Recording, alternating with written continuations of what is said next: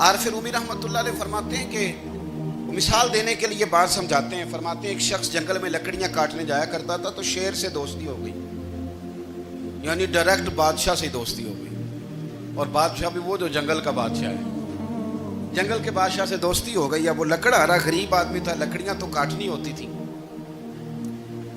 تو وہ جنگل کا بادشاہ اعلان کر دیتا جانوروں کو کہ میرا دوست آیا, ایک تو کوئی تنگ نہ کرے, اور دوسرا یہ کہ سب لوگ مل کے اس کے ساتھ تعاون کریں.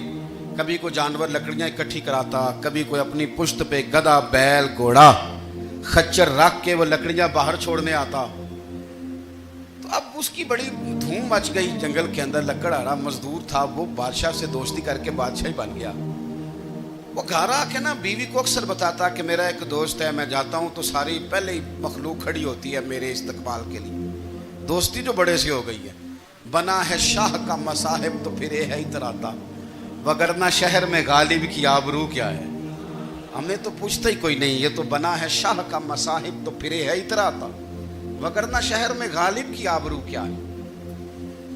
تو وہ لوگوں کو بتاتا, بیوی کو بھی بتاتا دوست ہے. تو بیوی کہنے لگی اتنی تو تعریفیں کرتا, یہ نہیں بتایا کہ وہ جنگل کا شیر ہے, پر نیرا دوست بتا دیا. بیوی کہنے لگ گئی کہ تو اتنا جو اس کا ذکر کرتا ہے تو کسی دن بلا نا, بلا کسی دن تاکہ اس کی دعوت کریں.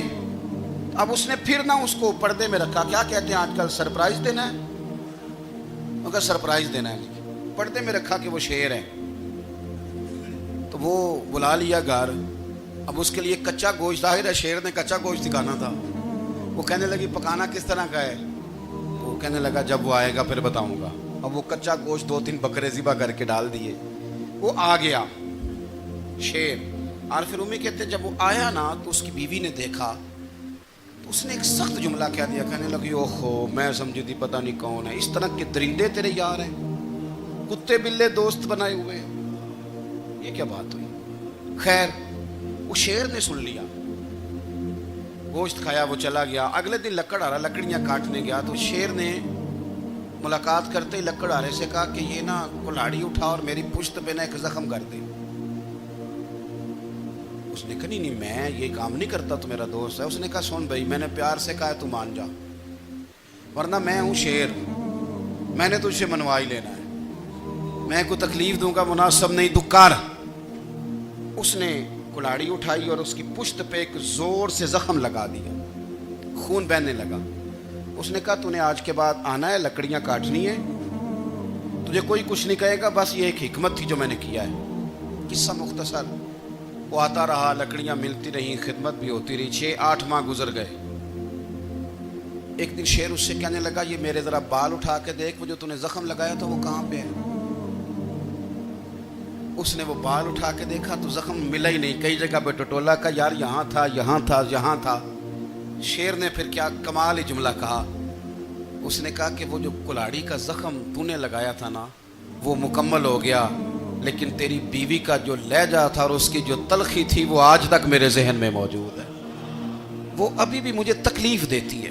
وہ بات سوچتا ہوں مجھے اس نے درندہ کہا, اس نے میرے بارے میں اتنے کچے اور کمزور اور سخت جملے کہے, تو وہ بات مجھے بھولتی, وہ آج بھی میرے ذہن میں اسی طرح گونجتی ہے. تلخ جملے جو اس نے کہے اور خوفناک جو انداز اس نے اختیار کیا, وہ بات مجھے کبھی بھی بھولتی.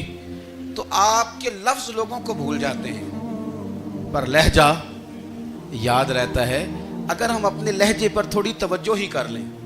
کچھ لوگ کہتے ہیں جی میرا جی روٹین ہی یہ ہے بات کرنے کی, تو یہ یاد رکھنا کسی وقت ایسا بھی ہوتا ہے کہ شیر کو سوا شیر مل جاتا ہے. پھر ایسا نہ ہو کہ آپ کی تلخی کی جواب میں کوئی اس طرح کی تلخی ہو کہ پھر آپ اس کو کبھی بھلا نہ سکیں. ہمارے ہاں نا یہ دور تیزیاں دکھانے کا دور ہے. کچھ لوگ ضرورت سے زیادہ تیزی دکھانے کی کوشش کرتے ہیں. ان بیچاروں کا کبھی کبھی اتنا سخت نقصان ہوتا ہے کہ ان کو ان سے بھی کئی گنا تیز بندہ مل جاتا ہے. وہ کسی ایسی جگہ جا کے بیچارے الجھ جاتے ہیں جہاں سے واپسی کا راستہ نظر نہیں آتا.